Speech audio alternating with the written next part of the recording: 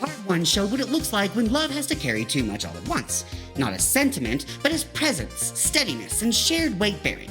Here, the conversation pulls back again, because once a relationship has been tested by pressure, the next question is how it keeps adapting without losing its shape.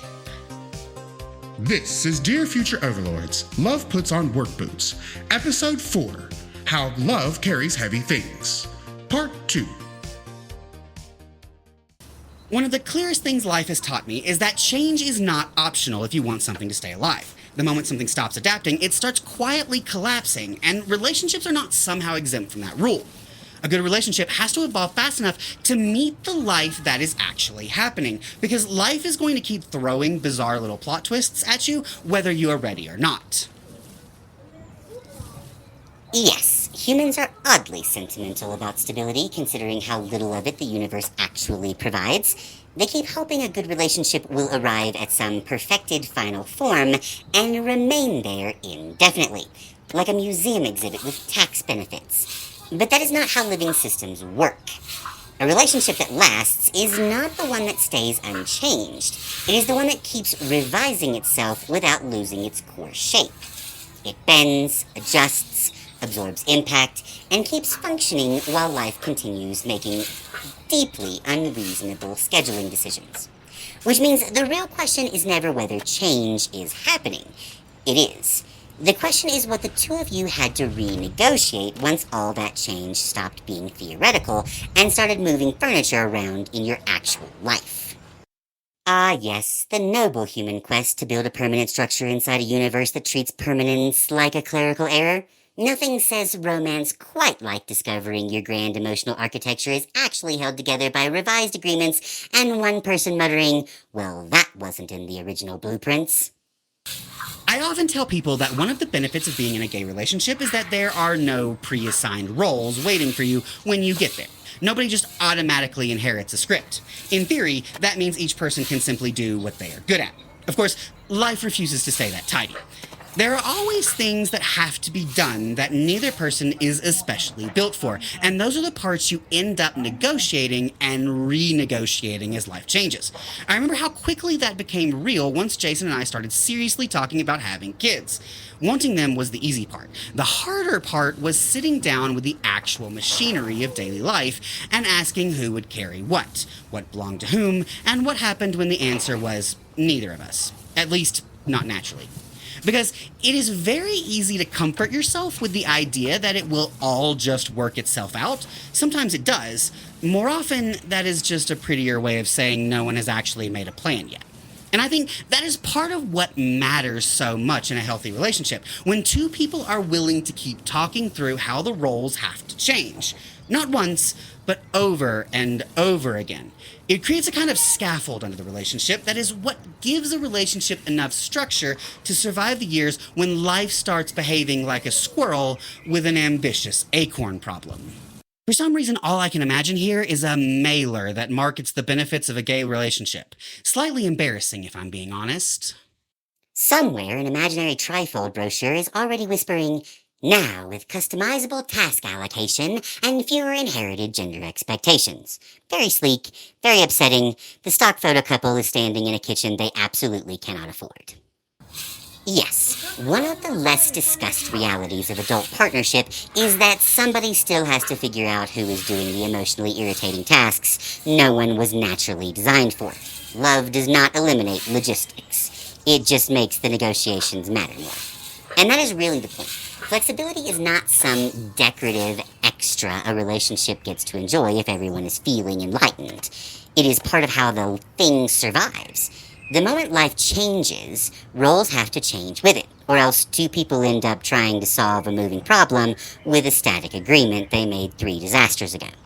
So there is always that tension underneath it. You want stability, of course you do. Humans adore stable ground. But most of the time, you are trying to build that stable ground while everything is still shifting under your feet. People talk about stability like it is the highest possible good, which is fascinating for creatures whose entire existence depends on adaptation. We get so attached to the idea of stable ground that sometimes we cling to it like a child hanging off a parent's leg, treating change like the threat instead of the mechanism that keeps things alive. But stability and change are not really opposites, at least not in a healthy relationship. A relationship stays stable not by freezing in place, but by staying flexible enough to keep rewriting who carries what as life changes. That becomes its own kind of ongoing conversation, a constant renegotiation of roles held together by the shared understanding that both people are still moving toward the same life.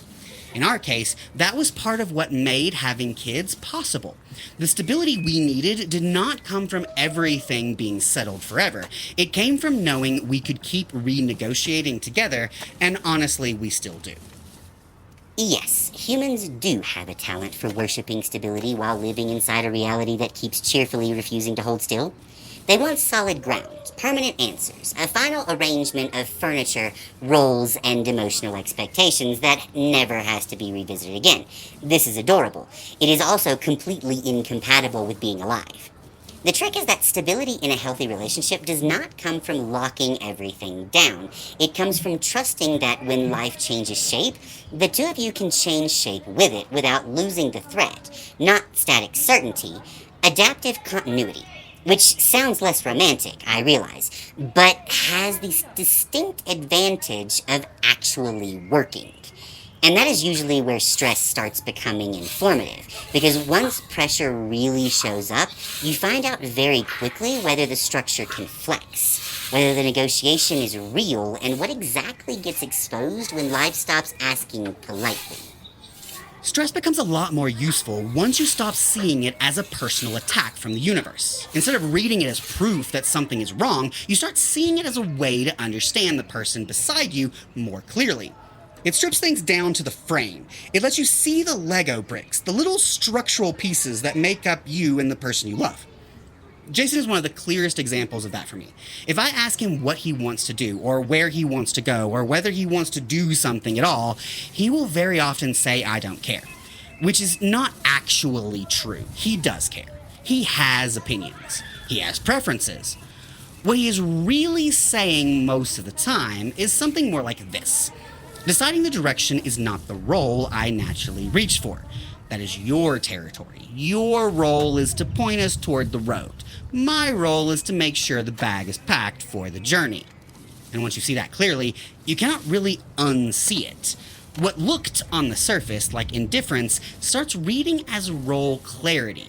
What looked like a lack of preference starts reading as trust in the structure the two of you have built together.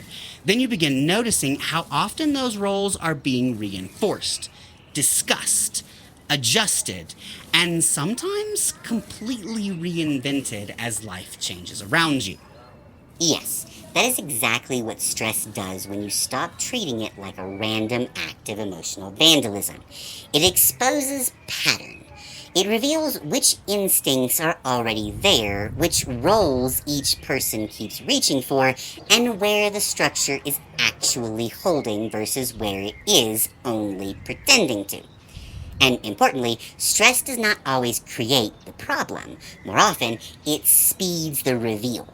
It takes whatever is latent in the relationship and drags it into better lighting. Sometimes that means you see strengths you did not fully appreciate yet. Sometimes it means you discover the places you still need work. Usually it means both, because human beings are annoyingly committed to being complicated. But once you can see that clearly, something else changes too. Love stops looking like a feeling you occasionally admire and starts looking more like a system that has to keep functioning while real life is happening.